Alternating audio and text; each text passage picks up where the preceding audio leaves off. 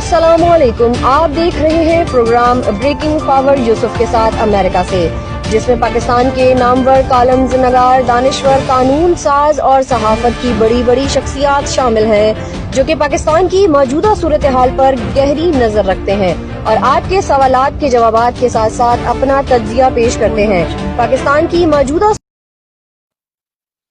नहमदुहु व नसल्ली अला रसूलिल करीम व अम्मा बाद अऊज़ु बिल्लाहि मिनश शैतानिर रजीम बिस्मिल्लाहिर रहमानिर रहीम। मुअज़्ज़ज़ ख़वातीन व हज़रात, अस्सलाम वालेकुम। आपका प्रोग्राम लिए लाइव विद ख़ावर यूसुफ में आज यूजुअली सैटरडे है और सैटरडे को हमेशा हमारे साथ सैटरडे विद रेहम खान, थोड़ी देर में वो हमारे साथ तशरीफ़ फरमा होंगी।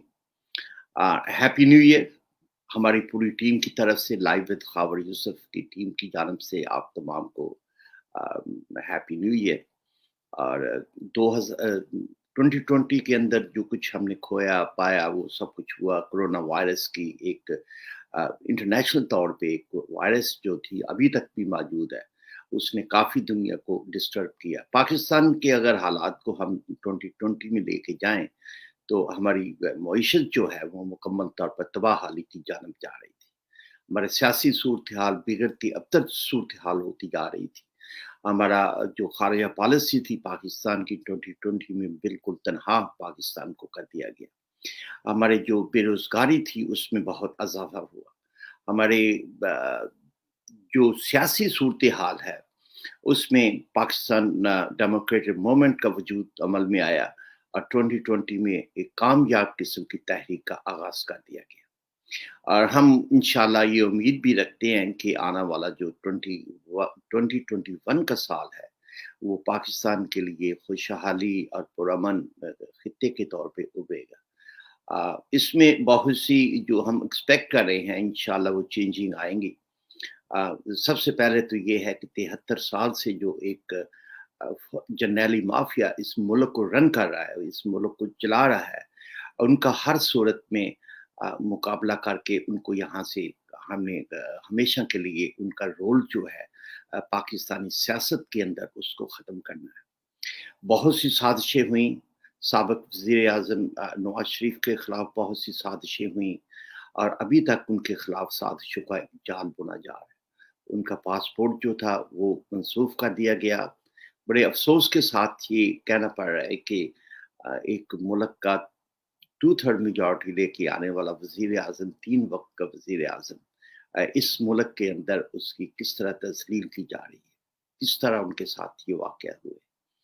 2020 में पाकिस्तान में उभरती हुई नई सियासतदान जो है मरीम नवाज़ जो है वो पूरी तरह सियासत के अंदर उनका कंट्रोल है और ऐसे नज़र आ रहा है कि पीएमएल की क़यादत भी उनके पास चले गई है। ये पाकिस्तानी कौम के लिए बहुत बड़ी ये खुशखबरी है कि emerging new leadership, young leadership जिसमें मैच्योरिटी भी है, क्राउड पुलर भी है और वो सब खूबियाँ पाई जाती हैं जो एक सियासतदान के अंदर होनी चाहिए। अब सूरत हाल ये है कि हम 2020 तो गया, उसमें ये यकीनी तौर पे कहा जा रहा है कि पाकिस्तानी सियासत के अंदर पाकिस्तान डेमोक्रेटिक मूवमेंट ने जिस तहरीक का आगाज़ किया था वो बहुत ही एक कामयाबी के साथ आगे बढ़ रही है।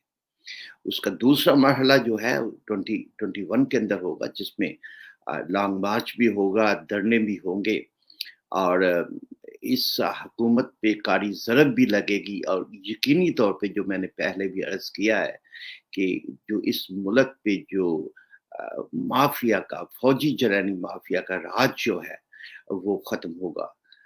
इस मुल्क के अंदर अवाम की हाकमियत जो है, जिसके लिए हम सब कोशिश हैं, जिसके लिए हम जदोजहद कर रहे हैं, वो इंशाअल्लाह ताला विल बैक और एक पाकिस्तान जो है एक अच्छे और नए ट्रैक पे एक बहुत स्ट्रॉन्ग इकॉनमी के साथ, बहुत स्ट्रॉन्ग होप्स के साथ हमारे बच्चों का मुस्तकबिल वो महफूज करेगा।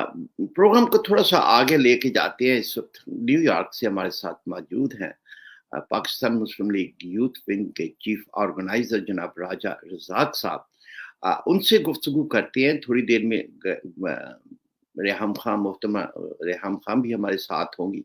تو آج ہم جم کے مزے کے ساتھ نیو ایئر کا پہلا پروگرام جو ہے ریحام خان کے ساتھ انشاءاللہ ہوگا. تو راجہ صاحب میں آپ کو تھوڑی دیر میں لیتا ہوں. ہمارے ساتھ ریحام خان اس وقت تشریف لا چکی ہیں, تو ان سے بات چیت کا آغاز کرتے ہیں. تو ان سے پوچھتے ہیں کہ یہ جو سال نو ہے ان کے لیے اور یہ نیا سال جو ہے. السلام علیکم ریحان, اور ہیپی وعلیکم نیو السلام ایئر خاور اور ہیپی. صاحب. تھینک یو خاور صاحب. آئی وہ وش ہلا کہ ہلا ہمارا گلا گو ہے.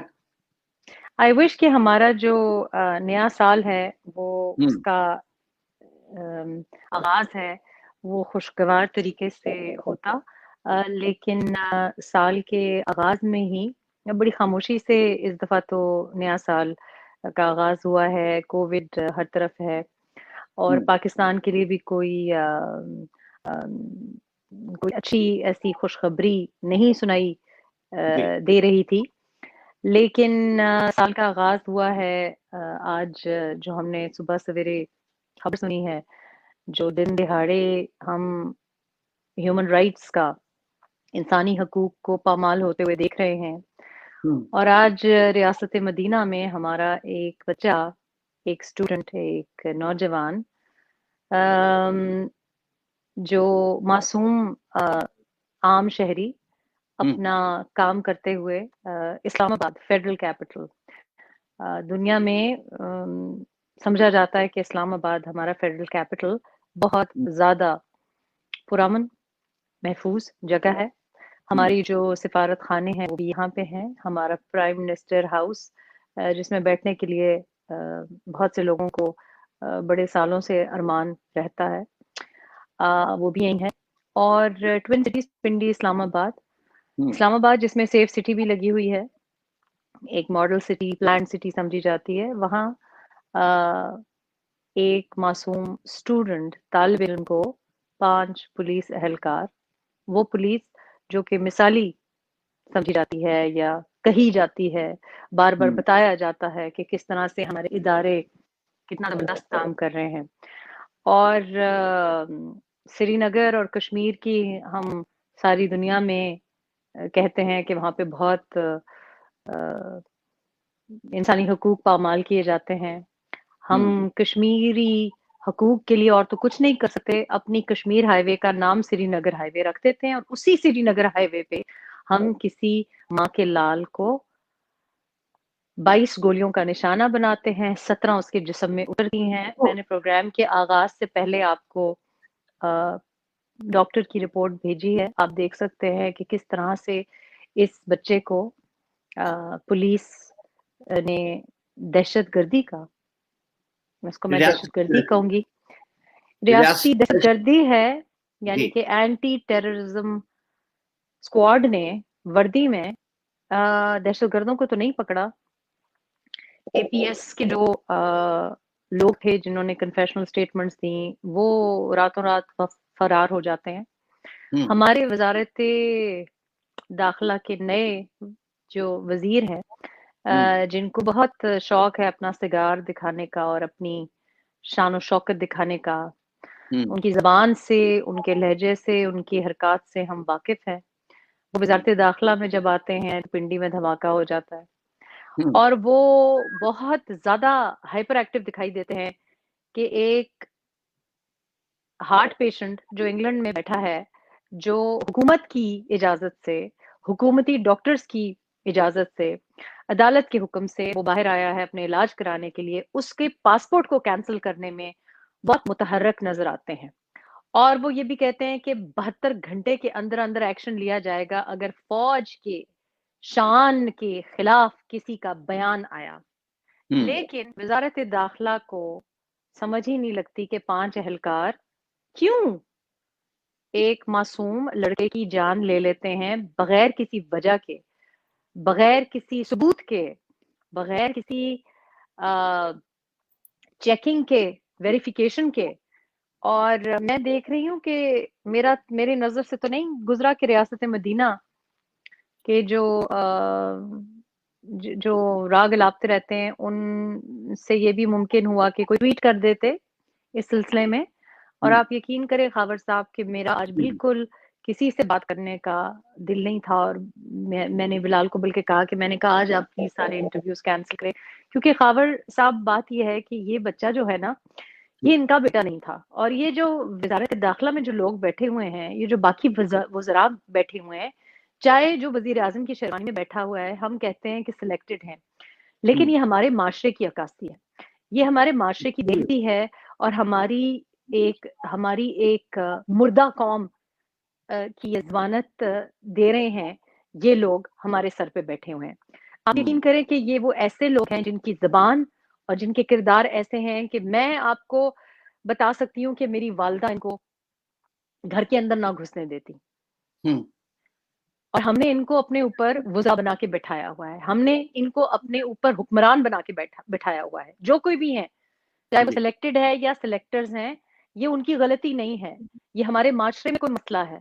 ये हमारे माशरे में ऐसा हम मुर्दा हो गए हैं कि हम देखते हैं ये 2.5 साल में, बल्कि 2 साल में दूसरा वाकया है जहां हमारे बच्चों के सीनों पे गोलियां चलाई जाती हैं। आपको याद होगा वो साहिवाल वाकये में जो एक कमसिन बच्ची शहीद हुई, उसके वालिदैन किस उनको गोलियों से छलनी कर दी, सही दुरुस्त बात कह रही है। वो भी शहीद हुई, और 2 बच्चों ने उसके बहन भाइयों ने देखा उनकी नजरों के सामने वालिदैन और ये टीनेजर बच्ची शहीद हुई। आज इस्लामाबाद में श्रीनगर हाईवे में G10 में आपके और बिल्कुल मैं आपको बताऊं कि मुझे अफसोस इस बात पे नहीं है कि ये वाकया इस्लामाबाद में हुआ है, मुझे अफसोस उस कौम पे है कि जो ये बर्दाश्त कर जाएगी। हम भूल जाएंगे, हम भूल जाएंगे, हम उसामा सत्ती का नाम भूल जाएंगे।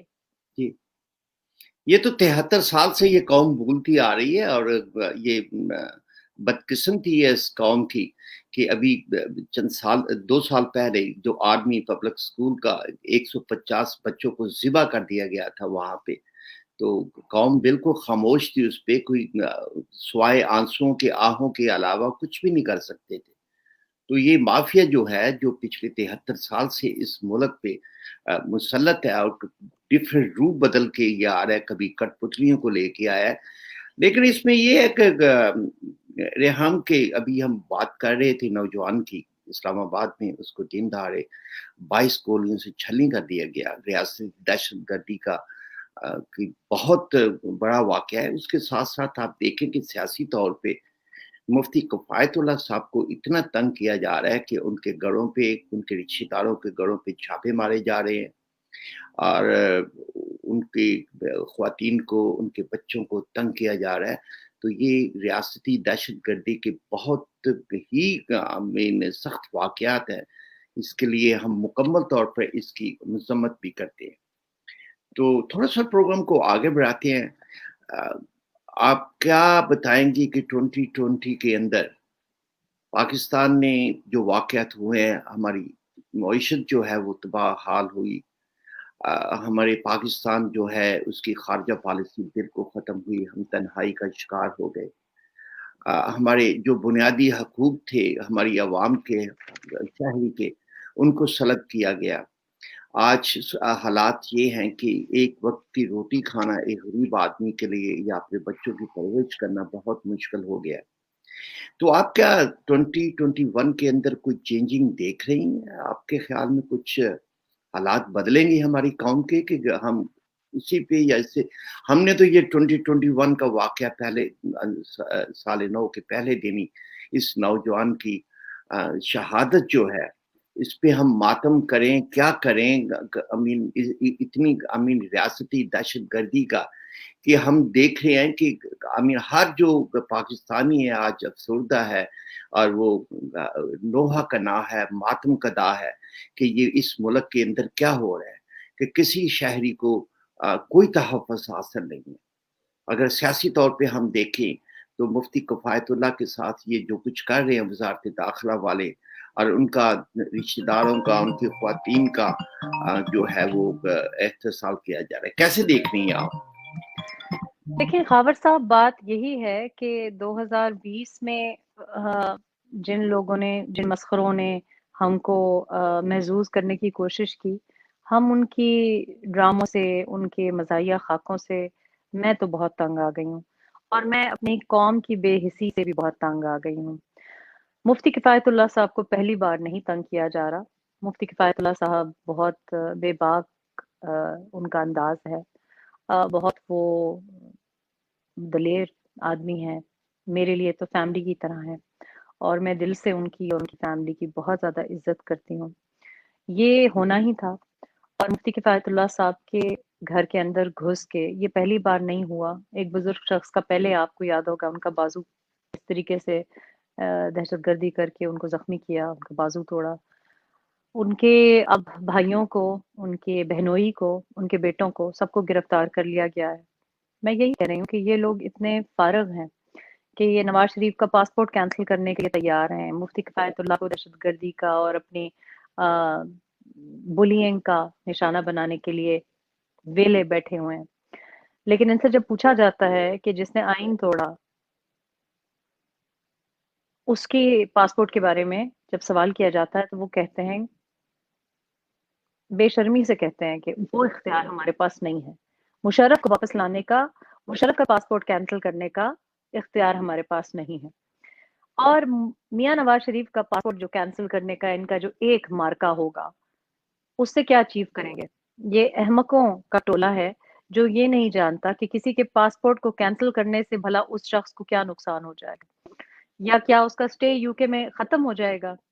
اگر ان میں کوئی قانونی یا کوئی اس دنیا میں یہ رہتے، یہ کسی خلائی مخلوق کے سیارے پہ نہ رہتے، تو ان کو پتا ہوتا کہ نواز شریف کے پاسپورٹ کینسل کرنے سے کیا کیا اچیو کریں گے.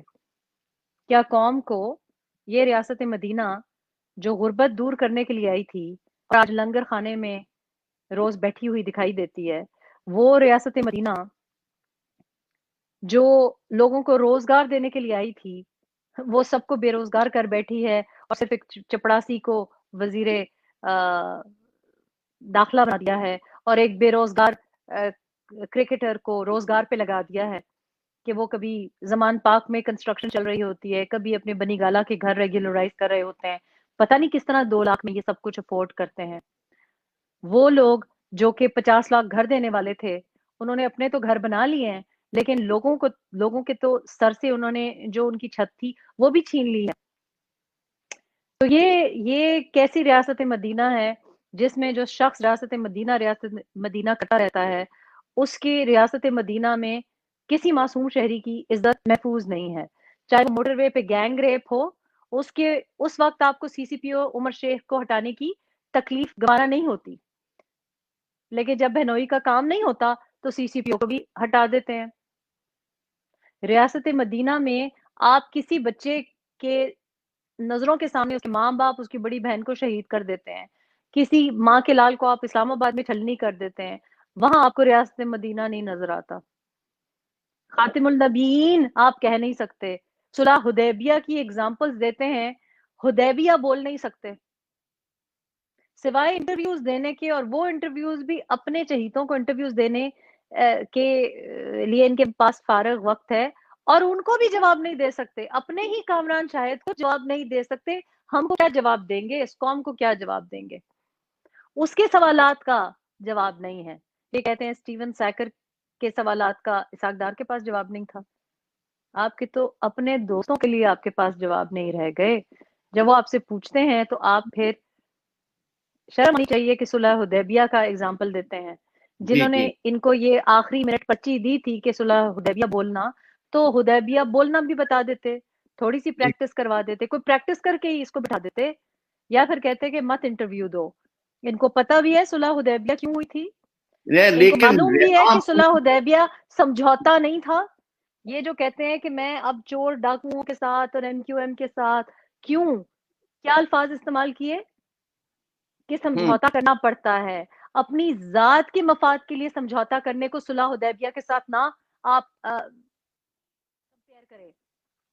صلح حدیبیہ اس وجہ سے ہوئی تھی کہ ایک رسول پاک صلی اللہ علیہ وآلہ وسلم کے جو عاشق تھے، جو ان کے جو ان سے محبت کرتے تھے, عقیدت رکھتے تھے, ان میں وہ جذبہ تھا کہ حدیبیہ کے مقام پہ جب وہ رکے اور قریش کا جب ادھر سے نمائندہ آیا تو اس نے واپس جا کے کہا کہ ان کے ساتھ کچھ نہیں کر سکتے, میں نے اتنی بے لوث محبت عقیدت کسی ایک لیڈر کی طرف نہیں دیکھی, ان کو نہیں ہم چھیڑ سکتے, ان کے ساتھ صلح کرنی پڑے گی.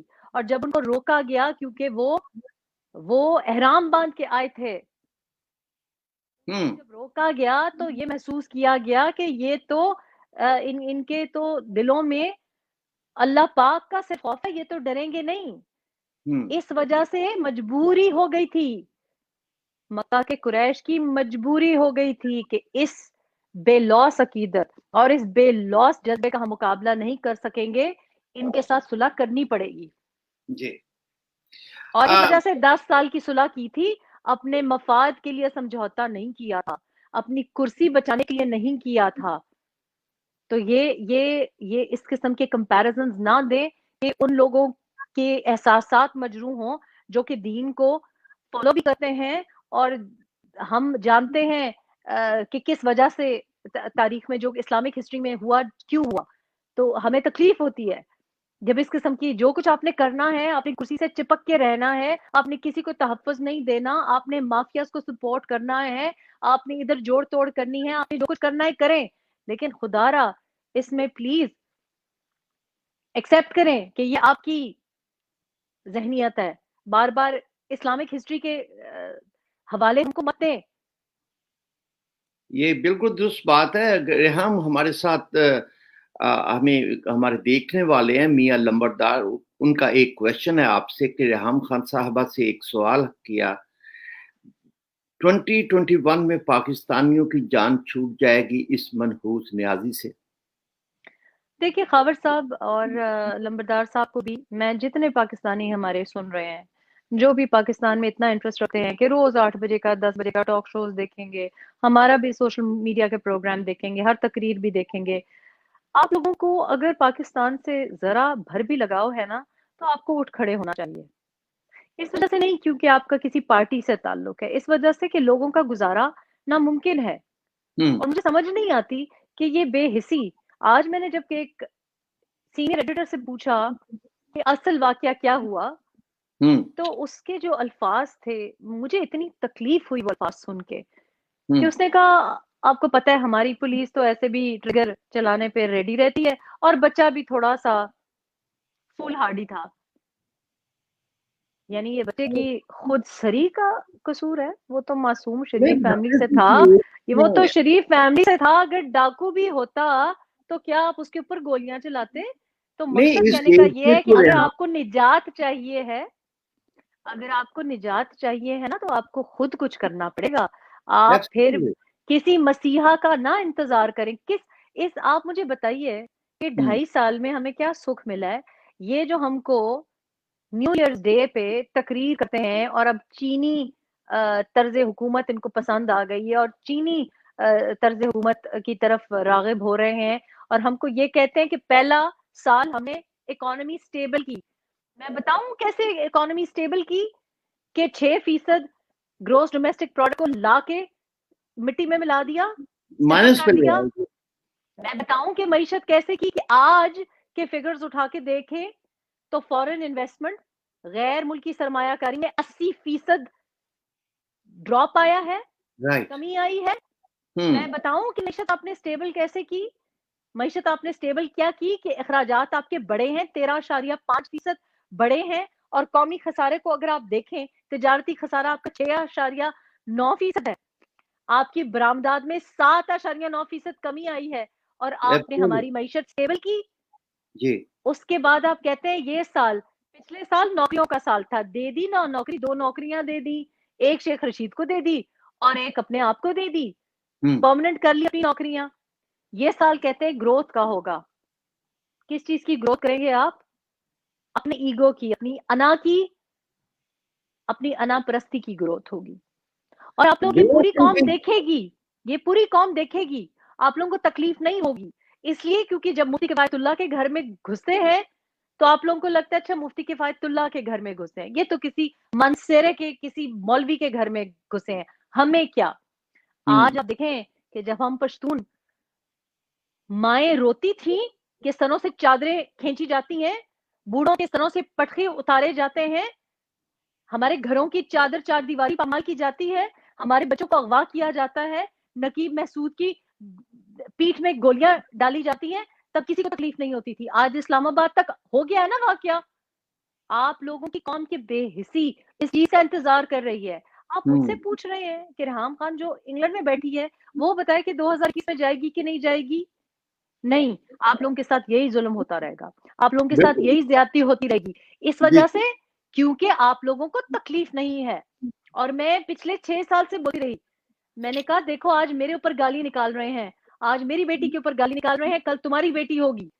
میں نے آپ لوگوں کو بولا، جب روزویلٹ کا ایشو میں نے کھڑا کیا، روزویلٹ کیا میرے بھائی کو جانا تھا؟ کیا میرے بیٹے نے خریدنا تھا؟ کیا مجھے اس میں کوئی انٹرسٹ تھا؟ بند ہو گیا نا، پی آئی اے بند ہو گئی نا، باقی سارے بھی تو نہیں. 2021 میں بھی یہی حکمران رہیں گے، یہی طرز حکومت 2022 میں بھی رہے گا، 2023 میں بھی رہے گا. کیوں؟ کیونکہ آپ کو تکلیف نہیں ہے، کیونکہ آپ کو دکھائی نہیں دیتا. کیونکہ رات کو 12 بجے جب مجھ کو پاکستان سے کال آتا ہے کہ باجی میرے آج گجرانوالہ میں چولہے ٹھنڈے پڑے ہیں، گیس نہیں ہے، کراچی میں تندور ٹھنڈے پڑے ہیں، ریسٹورانٹس ٹھنڈے پڑے ہیں، ڈومیسٹک یوز کے لیے گیس فراہمی نہیں ہے اور آپ کے کمرشل یوز کے لیے نہیں ہے. کسی کو تکلیف ہے؟ میرے گھر میں تو گیس ہے، میرا گھر تو گرم ہے، میں کیوں افسردہ بیٹھی ہوں؟ خاور یوسف صاحب آپ کے گھر میں تو ٹھیک ٹھاک کھانا آ رہا ہے، آپ کو کیا تکلیف ہے؟ الحمدللہ الحمدللہ. گجرانوالہ میں پرابلم ہے نا، ملتان میں سی این جی پاکستان میں اسٹیشن بند ہے، ہوا، نارووال ہوا، کراچی، اسلام آباد سب میں. تو کیوں تکلیف نہیں؟ کیوں تکلیف نہیں؟ یہ بے حس قوم ہے نا جی، یہ بے حس قوم ہے. اور جی پھر مجھ کو لوگ کہتے ہیں، آج مجھ کو سب نے کہا کہ میم پلیز آپ ڈاؤن نہ ہو. یہ تو ہوتا رہتا ہے. دیکھیں بات خاور یوسف صاحب، بات یہ ہے کہ جب آپ بےہودگی کی عادت لگا لیتے ہیں نا، آپ جب اس چیز کی عادی ہو جاتے ہیں کہ لوگ آپ کے گھروں کے اوپر بلڈوزر چلائیں تو پھر آپ ڈیزرو کرتے ہیں. آپ یاد کریں ان قوموں کو جو کہ اٹھ کھڑی ہوتی ہیں، جب ان کے اوپر فوجیں اتر آتی ہیں تو وہ اٹھ کھڑے ہوتے ہیں. لیکن یہ کریج سے ہوتا ہے. ریحام خان ادھر ہوتی رہے، پٹتی رہے، آپ کو نہیں نظر آ رہا؟ آپ کو نظر نہیں آ رہا؟ آپ لوگوں کے گھروں میں روٹیاں نہیں ہے نا، آپ لوگوں کے گھروں میں گیس نہیں ہے. جو علم جو ہے، جو جہاد ہے، جو جد و جہد ہے، جو آپ ریحام خان لے کے اٹھی ہے، جس جذبے کے ساتھ اٹھی ہے. ریحام خان تو ہر جگہ پہ، سوشل میڈیا پہ، ہمارے پروگراموں میں، اپنے یوٹیوب کے چینلز پہ یہ کتنے عرصے سے ایک اس بے حسی کو ختم کرنے کے لیے موٹیویشن دے رہی ہیں. ان کا جذبہ تو بہت ہے. وہ تو ایک خواتین ہو کے سب سے آگے لگی ہوئی ہیں اور بے خوف و خطر و ہر بات کو کرتی ہے. اور ہم ایک ہمارے سننے والے ہیں محمد رزاق صاحب، ان کا کویشچن ہے کہ ریحام بی بی اگلی کتاب کب شائع کر رہی ہیں، پہلی کتاب کی لاجواب کامیابی کے بعد؟ بھائی میرے کل پرسوں میری ابصار عالم صاحب سے بات ہوئی، تو بڑے سالوں کے بعد میرا ان سے رابطہ ہوا. ان کی میں نے کوئی ٹویٹ دیکھی تھی، تو میری کبھی ان سے بات نہیں ہوئی تھی. تو مجھے ایک دم سے خیال آیا کہ میرے پرانے کالیگ رہے ہیں، تب بھی سلام دعا دور سے رہتی تھی. کبھی میری پہلی بار ان سے بڑی انڈیپتھ بات ہوئی تفصیلاً، میں بڑی ان سے امپریس ہوئی. اور میں نے اتنے وہ نفیس انسان ہے، مجھے پتا ہی نہیں تھا، میری کبھی ان سے بات چیت ہی نہیں ہوئی. میں نے ابصار عالم صاحب کو کہا، ہاں بہت زیادہ، میں بڑی امپریس ہوئی. یہ پرسوں کی بات ہے، میرا خیال ہے 2 دن پہلے کی بات ہے. میری پہلی بار ان کو میں نے کہا کہ آپ اپنا نمبر دیں مجھے، تو انہوں نے میرے ساتھ اتنی اچھی، میرا حوصلہ بھی انہوں نے بڑا بلند کیا. تو میں نے ابصار صاحب کو کہا، میں نے کہا ابصار صاحب دیکھیں میں تو 6 سال کام کیا پاکستان میں، آپ تو اتنے سالوں سے یہ سب کچھ دیکھ رہے ہیں، مشرف کا ٹائم، ضیاء کا ٹائم، بینظیر بھٹو صاحبہ کا ٹائم، یہ آپ لکھیں ذرا کہ صحافت کے بارے میں کچھ لکھیں. کہتے ہیں بی بی کتابیں پاکستانی کہاں پڑھتے ہیں، پاکستانی ہمارے اداریہ نہیں پڑھتے. پاکستانی قوم کا یہ بھی بہت بڑا المیہ ہے. آپ یقین کریں کہ جب ہم کتاب شائع کر رہے تھے تو کم پیسے تھے obviously، تو میں اکثر لوگ کہتے ہیں اردو کا کی ٹرانسلیشن کیوں نہیں کی. تو میں نے کہا بھی میرے پاس کم وسائل تھے، میں نے لائرز کو بھی پے کرنا تھا، سب کچھ آرگنائز کرنا تھا، مارکیٹنگ وغیرہ بھی. اور تو ہم نے یہ دیکھا کہ کون سی قومیں ہیں یا کون سے ملک ہیں جو سب سے زیادہ پڑھتے ہیں. تو ہمیں پتا چلا کہ آسٹریلیا اور انڈیا سب سے بڑی ریڈرشپ ہے انگلش کی، کیونکہ کتاب انگلش میں لکھی تھی. اس کے بعد میں نے اردو کی ٹرانسلیشن کے لیے اپنے ایک دوست کو پیسے دیے، وہ انہوں نے پیسے لیے اور پھر میں نے ان کا چہرہ نہیں دیکھا. تو میں ہاں ماشاء اللہ، آپ کو پتہ ہے ماشاء اللہ دوست بھی ہمارے پاکستانی تو ہر رشتے میں بھائی ہو، شوہر ہو، دوست ہو، نبھا کے چھوڑتے ہیں. تو میں زبردست جی، تو وہ پتہ نہیں کہاں گیا وہ لڑکا، پھر اس کی میں نے چہرہ نہیں دیکھا. ایک اور خاتون دوست کو کہا تو انہوں نے مجھے کہا جی 12,000 پاؤنڈ نکالے. میں نے کہا اچھا ٹھیک ہے جی. حالانکہ کوئی رائٹر نون رائٹر نہیں تھے. تو مقصد بات کرنے کا یہ ہے کہ دوسری کتاب لکھنے کا تو فائدہ تب ہو جب آپ لوگ ایک کوئی اداریہ بھی غور سے پڑھتے ہوں. آپ لوگ یہ ٹی وی پہ جو بیٹھے ہوئے ہیں، یہ جو شوشے بیٹھے ہوئے ہیں، یہ جو میں آپ کو یقین کروں کہ اب مجھے انکل سرگم کا وہ کٹ پتلی وہ کلیاں شو یاد آتا ہے. فاروق کیسر صاحب نے اس زمانے میں ہم بچے تھے اور کس طرح سے طنز و مزاح میں ہم کو کس طرح سیاست اور شعور دینے کی کوشش کی. اب ان کو یہی پسند ہے کہ ٹی وی لگائیں، شبلی فراز کو دیکھیں، وہ اس کو دیکھیں، جو باقی فردوس آپا کو دیکھیں. بس یہ ٹک ٹاک نیشن بن گئی ہے. ان کو کتابیں تو کیا، ایک اداریہ اگر پڑھتا ہو کوئی، آپ یقین کریں جب میں ٹویٹ لکھتی ہوں تو میں دیکھتی ہوں کہ ٹویٹ بھی انگریزی میں تو خیر بالکل ہی نہیں پڑھتے. اگر کوئی میں ایسی بات کروں کہ جو کہ ہیومن رائٹ سے ریلیٹڈ ہو یا کوئی لا سے ریلیٹڈ ہو، اس کو 2-3 ٹویٹس آئیں گے. کوئی اگر ذرا تھوڑا سا شوخ بات ہوگی تو اس کو 500، 1000، 1500. تو یہ جو ہماری مینٹالٹی ہو گئی ہے نا، تو کتابیں پڑھنے والے لوگ چلے گئے، اور جو کتابیں پڑھنے والا تھا اس کو جیل میں اٹھا کے وہ خواجہ آصف صاحب جیسے لوگ جو تھے، نہ ایسے سیاستدان نہ ہے جو ادب کا ذوق رکھتے ہوں، تاریخ کا پتہ ہو، کتابیں پڑھتے ہوں. تو کتابیں پڑھنے والے بیچارے تو آپ لوگوں کو پاکستان میں پسند ہی نہیں.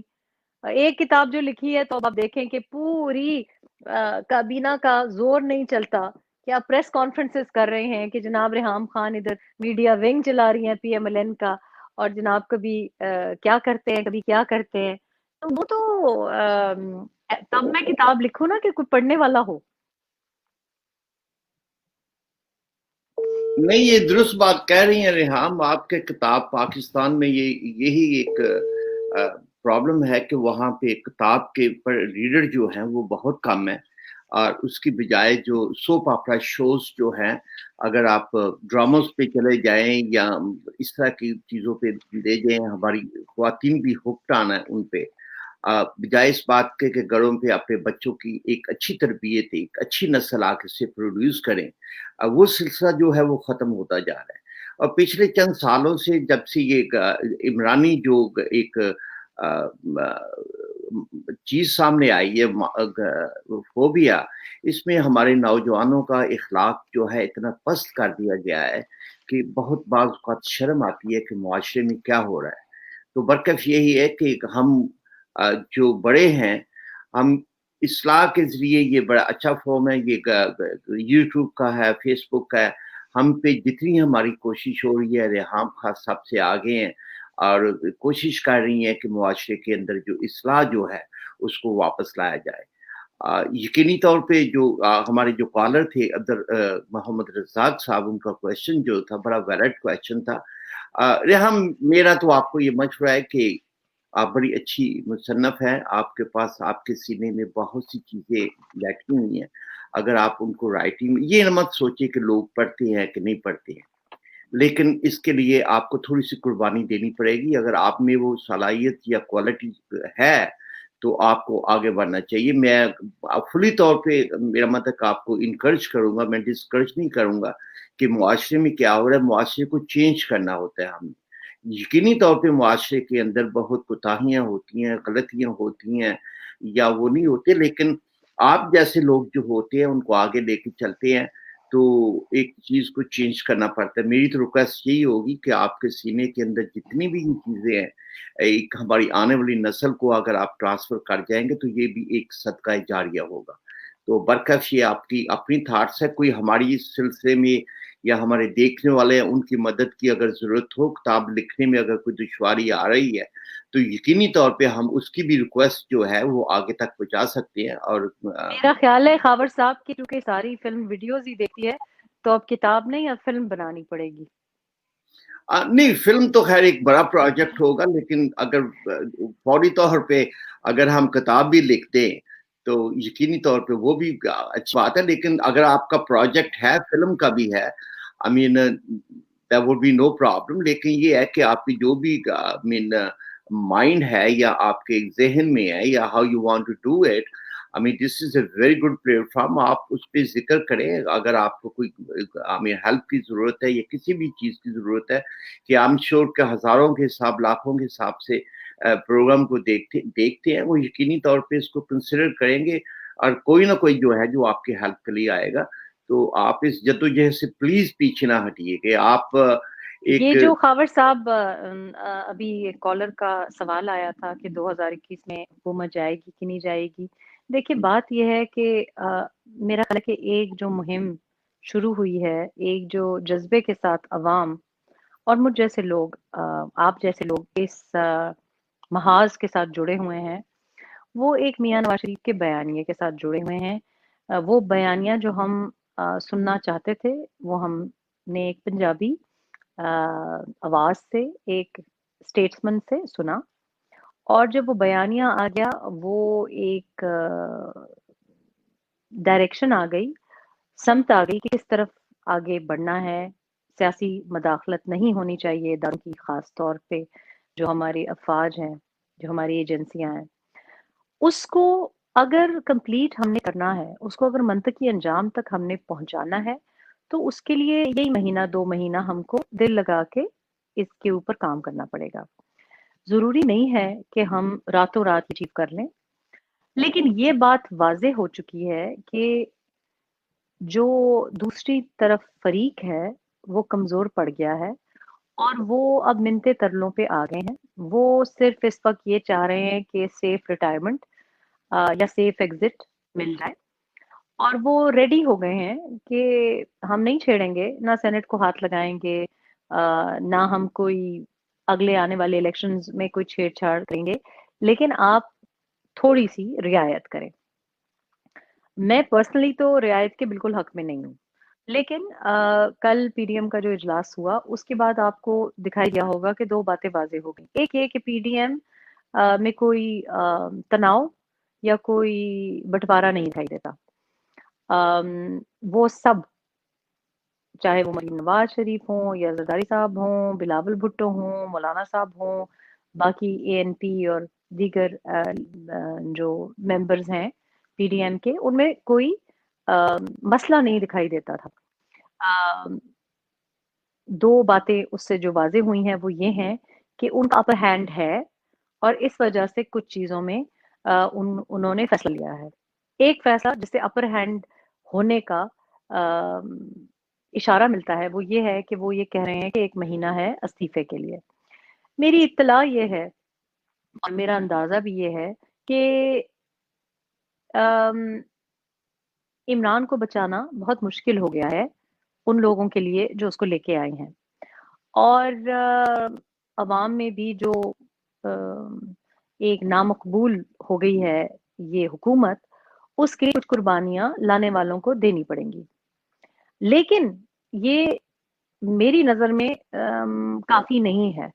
میری نظر میں یہ اس کے ساتھ ساتھ بہت ضروری ہے کہ وہ فیصلے جو اس سلیکٹڈ کے انڈر ہوئے ہیں، فار ایگزامپل ہم نے جس طرح کا غیر مؤثر رول رکھا ہے کشمیر ایشو کے اوپر، جس طرح سے ہم نے معیشت کو اپنے ہاتھوں سے قتل کروایا ہے اس سلیکٹڈ کے ہاتھوں، جس طرح سے ہم نے ڈالر کو مضبوط اور روپے کی قدر کو گرایا ہے، جس طرح سے ہم نے اپنی صنعت کاروں کے لیے راستے مشکل کیے ہیں، اس کو ٹھیک کرنے کے لیے اختیار کا دینا بہت ضروری ہے.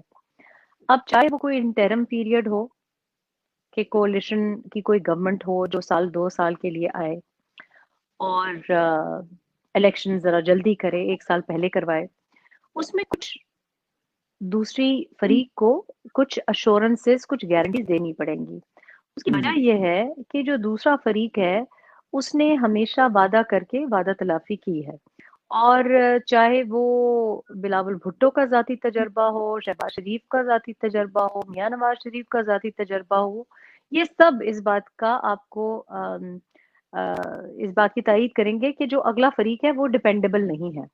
جو 2018 کے الیکشنز میں اتنی ایسا کھیل کھیل سکتا ہے، یہ بلوچستان کی حکومت گرا سکتا ہے، ان سے کچھ بعید نہیں ہے. تو میں سمجھتی ہوں کہ قوم کے وسیع تر مفاد کے لیے اگر کوئی فیصلہ کیا جاتا ہے تو قوم کا وسیع تر مفاد صرف ایک دو کرداروں کو بچانا نہیں ہونا چاہیے، پھر ان سے کچھ گارنٹیز لینا ہونا چاہیے، اور ان گارنٹیز میں عوام کا جو حق ہے وہ ضروری ہے. یہ نہیں کہ کون وزیر اعظم آگے بنے گا، یعنی کہ یہ گارنٹی نہیں چاہیے کہ جی بلاول بھٹو بنیں گے وزیر اعظم، مریم نواز بنیں گی وزیر اعظم، شاہد خاقان عباسی بنیں گے وزیر اعظم. نہیں، یہ گارنٹی ہونی چاہیے کہ اب اس کے بعد آپ لوگ بیرک سے باہر تو نہیں نکلیں گے نا. اور اس گارنٹی کی کیا شکل ہوگی یہ بہت مشکل ہے بات کرنا. یہ بات تو کرتے ہیں کہ نیشنل ڈائیلاگ کریں، نیشنل ڈائیلاگ کریں، لیکن دیکھیں نیشنل ڈائیلاگ کی میں گارنٹی کس کی ہوگی؟ ٹرسٹ ڈیفیسٹ ہے نا، کم از کم میرے دل میں تو بہت اعتبار کا ڈیفیسٹ ہے. ڈائیلاگ تو آئین کے کے خلاف ہوگا، چونکہ اگر آئین ہمارے پاس موجود ہے تو ڈائیلاگ جو ہے وہ کس بات پہ کرے اور کس سے کرے. بات صرف یہی ہے کہ اب تو آپ کے سلیکٹڈ جو شیروانی والے وزیر اعظم ہیں وہ بھی راضی ہو گئے ہیں کہ آئیں ڈائیلاگ کریں.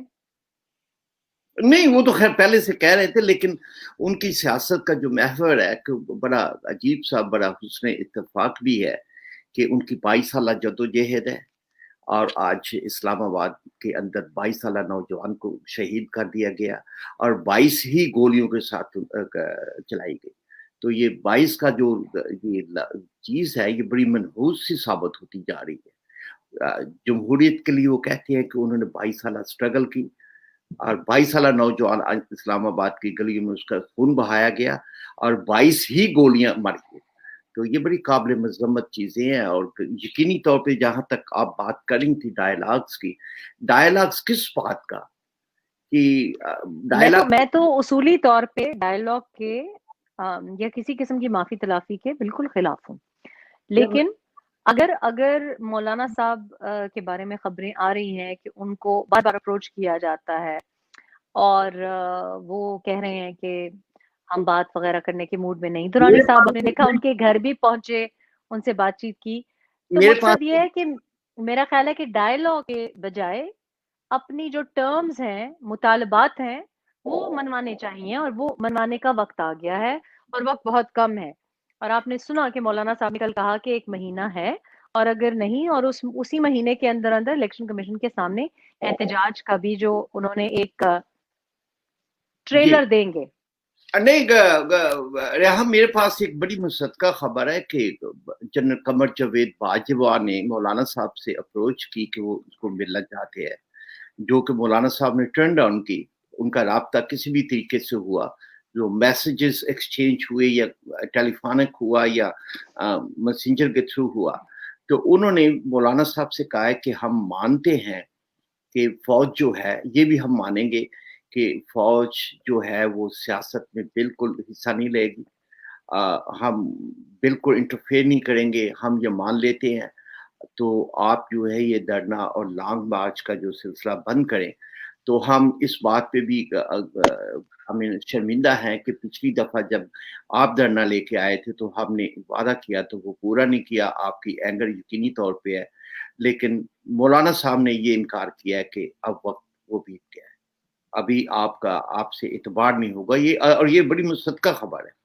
اعتبار دیکھیے، اعتبار اس پہ کیا جاتا ہے جو اپنی جس کی ایک ٹریک ریکارڈ اچھا ہو.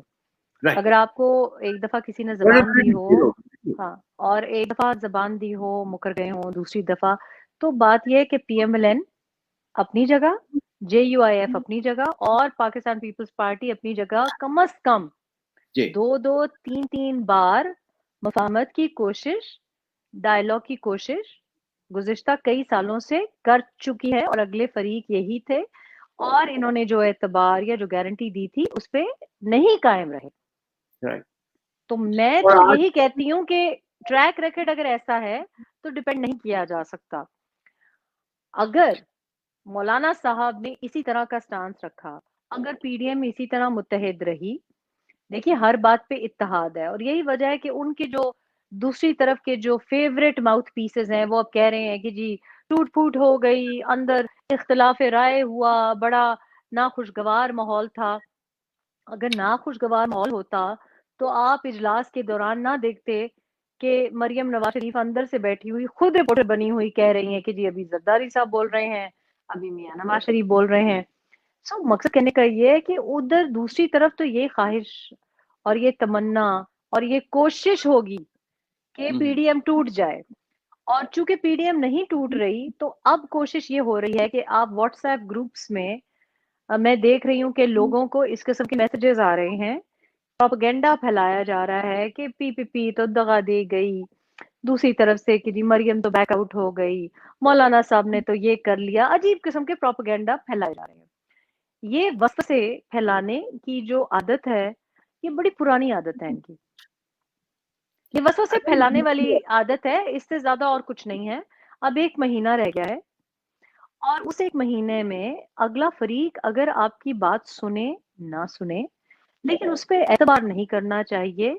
دیکھیں جیتنے کا ایک ہی طریقہ ہوتا ہے, اور جیتنے کا اور دیوار کو گرانے کا ایک ہی طریقہ ہوتا ہے کہ آپ پش کرتے جائیں, بیک آف نہ کریں. میں نے زندگی میں یہی سیکھا ہے. اگر آپ ذرا, کیونکہ کچھ جو کنسیشنز تھے وہ ہم نے پشاور کے جلسے سے پہلے دلوا کے دیکھ لیے, جس کے میاں نواز شریف صاحب بالکل حق میں نہیں تھے, لیکن وہ دلوا کے دیکھ لیے, اس کا کوئی فائدہ نہیں ہوا. اب دیکھیے سینٹ سر پہ ہے. اب میری اطلاع یہ بھی ہے کہ سینٹ کے لیے بھی بہت زیادہ یہ کہا گیا ہے کہ جی آپ کچھ نہ کریں. دیکھیں لانگ مارچ دینا مولانا صاحب کی تو بائیں ہاتھ کا کھیل ہے, اور مفتی کفایت اللہ صاحب کو آپ اس طرح سے چھیڑیں گے, مولانا صاحب کے اوپر نیب کی دھمکیاں دیں گے آپ. بڑی اچھی بات کی آج مولانا صاحب نے, جب کسی صحافی نے ان سے پوچھا کہ جے یو آئی ایف میں توڑ پھوڑ ہو رہی ہے, انہوں نے کہا توڑ پھوڑ نہیں, کانٹ چھانٹ ہو رہی ہے.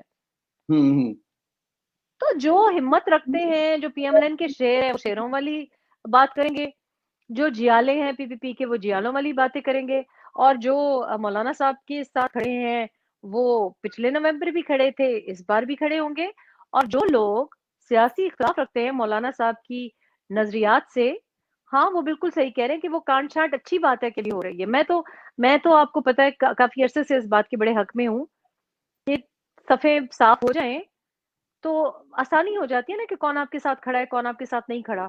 میں تو سمجھ رہی ہوں کہ یہ بڑا مشکل ہو جائے گا عمران کو مارچ کے بعد رکھنا, بہت مشکل ہو رہا ہے. نہیں یہ درست بات ہے, اور دوسری بات یہ ہے کہ عمران خان صاحب یہ فرماتے ہیں کہ میرے اور فوج کے خلاف بہت بڑی سازش ہو رہی ہے, اور فوج اور ہم ایک پیج پہ ہیں. کیا فوج ان کو کہہ رہی ہے کہ ملک کو تباہ کر دو, ملک کی معیشت کو ختم کر دو, سفارتی سطح پر ہمیں آئسولیٹڈ کر دو, اور پھر کہو کہ آرمی میرے ساتھ ہے؟ یہ آپ کو لائسنس دے دیا گیا ہے اس بات کا کہ اس ملک کو تباہ کر دیا جائے. تو یہ بڑی عجیب سی بہکی خان صاحب بھی باتیں کرتے ہوئے. دیکھیں خاور صاحب, ایک سمپل سا میں آپ کو اگزامپل دوں کہ جب جی آپ کی کسی کے ساتھ دوستی ہوتی ہے نا, کوئی آپ کا بیسٹ فرینڈ ہوتا ہے, تو آپ کو اس کو بار بار تعارف کرتے ہوئے لوگوں کو بتانے کی ضرورت نہیں پڑتی, آپ کو کوئی لاکٹ پہننے کی ضرورت نہیں پڑتی کہ جی یہ میرا بی ایف ایف ہے. پتا ہوتا ہے, جن کے لوگوں کے ساتھ اچھے رابطے ہوتے ہیں ان کو بتانے کی ضرورت نہیں ہوتی. اگر میرا کسی کے ساتھ اچھے تعلقات ہیں یا میں کسی کے ساتھ بڑی ہم آہنگی سے کام کر رہی ہوں, تو مجھے لوگوں کو اشتہار کرنے کی ضرورت نہیں ہے, کیونکہ ظاہر ہے نہ میں انسیکیور ہوں گی, نہ مجھے کسی کو بتانے کی ضرورت ہے, لوگ بھی سمجھ چکے ہوں گے اور ظاہر ہو جاتی ہیں ایسی چیزیں. تو اگر ایسی بات ہوتی کہ باجوہ صاحب کے ابھی بھی عمران صاحب لاڈلے ہوتے تو عمران صاحب کو ضرورت نہیں تھی نا کہ ہر پروگرام میں یہ بات کرتے, کہ ان کی ڈھال بنا کے ان کے پیچھے چھپنے کی کوشش کر رہے ہیں. ایسا نہیں ہے. اور اس کی وجہ صاف ظاہر ہے، اور وہ یہ نہیں ہے کہ عمران نااہل ہیں یا بیکار ہیں یا حکومت نہیں چلا سکتے. اس کی وجہ یہ ہے کہ جب آپ کی اپنی نوکری خطرے میں آ جاتی ہے نا، جب آپ کی اپنی عزت بےزتی کی کا سوال ہو جاتا ہے، تو پھر آپ کے لاڈلے نہیں رہتے. الٹیمیٹلی تو آپ نے اپنے آپ کو پروٹیکٹ کرنا ہوتا ہے. اب دیکھیں پہلی بار ایک سٹنگ چیف کا نام لیا جا رہا ہے، کب ایسے ہوا ہے؟ تو باجوہ صاحب چاہیں گے کہ ایک بندے کی وجہ سے اتنے بھی کوئی سگے نہیں ہے نا عمران صاحب کے، وہ رائٹ تو رائٹ. ظاہر ہے it is a survival game. تو کیا باجوہ صاحب چاہیں گے؟ اب تو وہ یہ میں آپ کو بتا رہی ہوں کہ اس وقت جو کنسرن ہے وہ یہ نہیں ہے کہ عمران کو بچایا جائے کہ نہ بچایا جائے. اس وقت کنسرن یہ ہے کہ جنرل باجوہ صاحب سوچ رہے ہوں گے کہ ایک تو یہ کہ بس کر دیں، مجھے غلط سمجھنا یا میرے اوپر جو ٹیکس ہو رہے ہیں وہ رک جائیں. ان کی یہ سوچ ہوگی کہ یہ رک جائیں کسی طرح سے. دوسرا وہ یہ بھی سوچ رہے ہوں گے کہ کل کو میں ریٹائر ہوں گا تو میرا کیا حال ہوگا. کیونکہ دیکھیں نا، جب تک آپ کی وردی ہوتی ہے، جب تک آپ کے ستارے ہوتے ہیں، تب تک آپ کو سب لوگ خدا مانتے ہیں. جنرل مشرف کا اگزامپل آپ کے سامنے ہے. تو بالکل. لوگ یہ بھی سوچتے ہیں کہ بھائی کل کو کیا ہوگا. کیونکہ جو اب پنجاب سے ایک تحریک اٹھی ہے، جو ایک ولولہ دیکھ رہے ہیں پاکستان میں، جو غم غصہ دیکھ رہے ہیں، پہلے تو ہم نے کبھی نہیں دیکھا. تو ظاہر ہے جنرل باجوہ یہ سوچ رہے ہوں گے کہ بھائی میں نے یہ اپنے اوپر جو ایک ملک بھی ہو رہا ہے، فورن پالیسی کا حال دیکھ لینا کیا بےزتی ہوتی ہے. یو اے ای ویزا بند، نیو ایئر پہ انڈیا کے لیے ویزا کھلے، اسرائیل کے لیے ویزا کھلے، پاکستان کے لیے ویزا نہیں کھلے. شرم کا مقام ہے کہ نہیں ہے؟ بہت شرم ہے. اور یہ میرا ہم پاکستان کو جو کہہ رہے تھے کہ جب کسی بھی ایئر پاکستانی جائیں گے تو ان کے لیے ریڈ کارپیٹ بچھا دیا جائے گا. اور اس میں بڑی ابھی آج پوزیشن یہ ہے کہ پاکستانی کو کوئی رکھنے کے لیے تیار نہیں. بلکہ ایک سٹیٹمنٹ آئی تھی کہ ابھی آپ بھی ذکر کر رہی تھی شیخ رشید کی، جو وزیر داخلہ ہے، کہ 72 گھنٹے کے اندر against Pakistani army state institute تو اس پہ مقدمہ درج کیا جائے گا. تو مولانا فضل الرحمان کی ایک سٹیٹمنٹ جو ہے وہ نظر سے گزری ہے. انہوں نے کہا ہے کہ 72 کہتے ہیں کہ کسی نے فوج کے خلاف بات کی تو 72 گھنٹے کے اندر مقدمہ قائم کیا جائے گا. 72 گھنٹے کے اندر آپ نہیں مقدمہ دائر کریں گے، بلکہ 72 گھنٹے کے اندر آپ کی وزارت نہیں رہے گی. ہم فوج کے احترام میں کوئی فرق نہیں لانا چاہتے، لیکن اگر فوج سیاست میں مداخلت کرے گی تو ڈنکے کی چوٹ پر کہیں گے کہ یہ حلف کی خلاف ورزی ہے. اور یقینی طور پہ پاکستان کا ہر شہری اس وقت اسی بات پہ اگری ہے کہ فوج یہ ہماری فوج ہے. اگر فوج اپنے حلف کی خلاف ورزی کرتی ہے، آئین کی خلاف ورزی کرتی ہے، تو کیا ان کو روکنے والا کوئی نہیں ہے؟ یہ مولانا کی بڑی زبردست سٹیٹمنٹ رحم آئی ہے. دیکھیں مولانا صاحب کو یہ میں نے پہلے بھی بہت بار یہ کہا ہے کہ مولانا صاحب سے جو گلے شکوے تھے زندگی میں، وہ سارے پچھلے سال یا 2018 کے بعد سے دور ہو گئے. اور میں سمجھ رہی ہوں کہ مولانا صاحب اپنی کریئر کی بیسٹ اننگز کھیل رہے ہیں. اور میرا خیال ہے کہ اس قسم کی اسٹرانگ لیڈرشپ، اور دوسرا مولانا صاحب خالی دھمکیاں نہیں دیتے. ہم بھی جانتے ہیں، آپ بھی جانتے ہیں، پنڈی بھی جانتی ہے اور اسلام آباد بھی جانتا ہے کہ اگر کوئی دھرنا دے سکتا ہے اور جی ایچ کیو کے باہر دھرنا دے سکتا ہے اور راتوں رات روٹس بند کر سکتا ہے، وہ مولانا صاحب ہی ہیں. وہ پچھلے سال بھی کر سکتے تھے، اکیلے تھے. ٹھیک ہے، ان کو نہ سردی لگتی ہے نہ گرمی لگتی ہے. ان کے جو فالوورز ہیں، ان میں جو ان کو عادت ہے، ان کو بڑے بڑے وہ سخت جان کے لوگ ہیں. آپ نے مفتی کے کفایت اللہ صاحب کا حالیہ ایک انٹرویو بھی سنا ہوگا. انہوں نے کہا میں غریب آدمی تھا، مجھے بار بار کیش آفر کرتے تھے، بڑی بار مجھے آفر ہوئی. تو میں نے کیش کو، میرے لیے کیش بڑی چیز تھی، پیسہ بڑی چیز سمجھا جاتا تھا کہ اس کو غریب آدمی اس کو خرید لیں گے. نہیں خرید سکے نا، کیونکہ میں ایک نظریے کے ساتھ کھڑا ہوں. میں مولانا صاحب کے ساتھ کھڑا ہوں. مجھے پرائم منسٹر کی آفر دیں گے، میں اس کو ٹھکرا دوں گا. میں مولانا فضل الرحمان کا کاؤنسلر بننا مجھے قبول ہے، پرائم منسٹر بننا نہیں. تو اس قسم کے لوگ جو ہوتے ہیں نا جس پارٹی میں، یا اس قسم کے لوگ جو ہوتے ہیں جو کہ آپ کے بازو ہوتے ہیں، آپ کی قوت ہوتی ہے، تو ایسے بندے کو چھیڑنا انتہائی احمقانہ حرکت تھی. اور مولانا صاحب کو لاسٹ ایئر بھی جس طریقے سے جو لوگ گئے ان کے پاس، وہ دوبارہ پچھلے دنوں ان کے گھر میں میں نے دیکھا، عبداللہ گل بھی ان کے گھر میں تھے. تو اس بار اب سب لوگ ایک پیج پہ ہیں. اس وقت عمران اور پنڈی ایک پیج پہ ہوں کہ نہ ہوں، لیکن مولانا صاحب کے ساتھ پوری قوم ایک پیج پہ ہے. اور میرا خیال ہے کہ تمام وہ لوگ جو کہ سیاسی لیڈرز ہیں، اور تمام وہ لوگ جنہوں نے ان کو اس وقت مشورے کیے تھے کہ آپ واپس چلے جائیں، وہ بھی اب ان کے ایک پیج پہ ہیں. اور میں آپ کو دوبارہ اس بات پہ لے کے آ رہی ہوں کہ دیکھیں، لوگوں نے اپنی نوکریاں بچانی ہیں. Right. شیخ رشید جو بیانات دے رہے ہیں ان کے لیے تو یہ بڑی معمولی سی بات ہے. انہوں نے تو، ہم نے زندگی میں کیا کیا ان کی زبان سے باتیں نہیں سنی. آج زیادہ حیرت انگیز بات یہ تھی کہ انہوں نے کہا کہ انہوں نے غلط زبان استعمال کرنے کے اوپر ہمیں شرم و حیا پہ ایک لیکچر دینے کی کوشش کی ہے. تو مجھے حیرت ہوئی کہ یہی بندہ بول رہا ہے، یہ شخص جس نے ٹی وی پہ بیٹھ کے میرے بارے میں ایسے الفاظ استعمال کیے ہیں کہ اس ٹیلی ویژن چینل کو معذرت کرنی پڑ گئی. مطلب یہ لوگ ہمیں اب شرم حیا سکھائیں گے. تو ان میں یہ شرم حیا بھی نہیں ہے کہ یہ بھول گئے ہیں کہ ان کی زبانیں کیسی ہیں. جہاں تک رہی بات بیانات دینے کی فوج کے حق میں اور زیادہ ان کی حمایت کرنے کی، تو وہ تو آپ دیکھیں کہ احمد فراز کا بیٹا جیسی باتیں کر رہا ہے. Right. احمد فراز صاحب کا بیٹا، وہ شخص جس نے ہمیں سوشلزم اور ہمیں لڑنا اور سچ اور جھوٹ میں تفریق کرنا سکھایا، جن کی شاعری کی وجہ سے ہمارے نظریات بنے ہیں، ان کا بیٹا کہہ رہا ہے کہ عمران خان کے نظریات اور احمد فراز کی شاعری ایک ہے.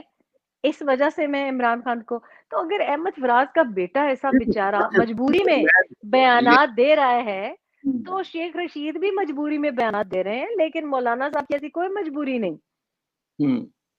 انہوں نے صحافیوں کو بھی کہا ہے کہ آپ کی مجبوری ہوگی، میری کوئی مجبوری نہیں. تو مولانا صاحب کو میرا خیال ہے کہ چھیڑنا اگین یہ بڑی خطرناک حرکت کر رہے ہیں. ایک اور سٹیٹمنٹ جو عمران خان صاحب نے لی ہے، وہ فرماتے ہیں کہ فوج کو پتا ہے کہ عمران خان جو ہے پیسے چوری کر کے پراپرٹی نہیں بنا رہا. بڑی عجیب سی بات ہے کہ بھیا کے وقت مانگنے کا اور لوٹنے کا ان کو تجربہ ہے، اور یہ ایسی بہکی باتیں یہ بندہ کر رہا ہے کہ اس ملک کو لوٹنے کا سب سے پہلے تو یہ بات ہے کہ ان کی بہن جو علیمہ خان ہے، 100 جو عرب کا جو ہے وہ پراپرٹی وہ ڈکلیئر بھی ہوئی ہے، جس کو تحفظ دیا ہے ثاقب نثار نے، وہ اس کا ہی بتا دے کہ وہ پراپرٹی 100 ارب کی کہاں سے آئی ہے. اور صاحب چھوڑیں، آپ کے ساتھ تو آج میں نے گلہ کرنا تھا، مجھے یاد کرا دیا. اور میں نے آپ سے گلہ یہ کرنا تھا کہ کیا زبردست دوست ہیں عمران صاحب کے. چلے سلائی مشین کا تو ہمیں نہیں پتا، ہو سکتا ہے بہت زیادہ زبردست تیزی سے سلائی مشین چلتی ہو، لیکن آپ مجھے یہ بتائیں کہ ایک شخص جس کی 2 لاکھ روپے تنخواہ ہے، اور مجھے نہیں یاد پڑتا کہ کتنے سالوں سے وہ بے روزگار ہیں.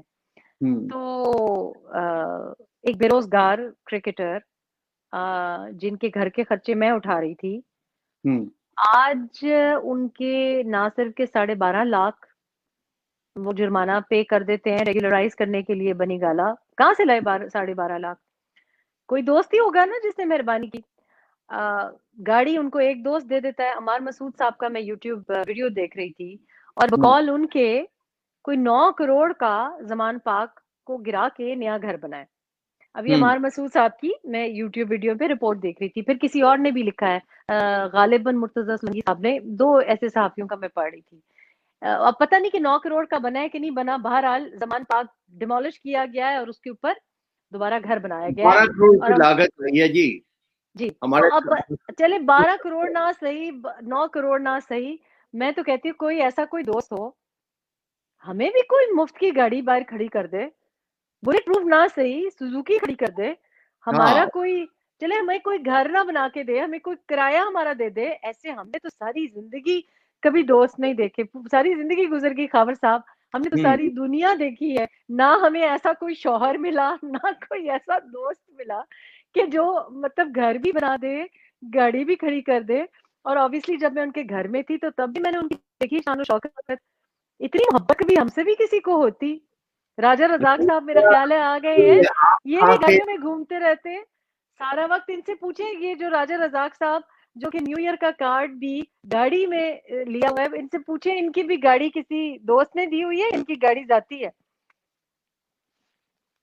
راجہ صاحب اپنا مائک کھولیں اور بتائیں آج ریحام خان کو یہ کیا آپ نے گاڑی میں ان کو کارڈ بھیج دیا؟ آج تو لگتا ہے کہ ان کی میگزین جو ہے نا وہ بالکل لوڈڈ تھی. وہ 22 گولیوں کا بدلہ مجھ سے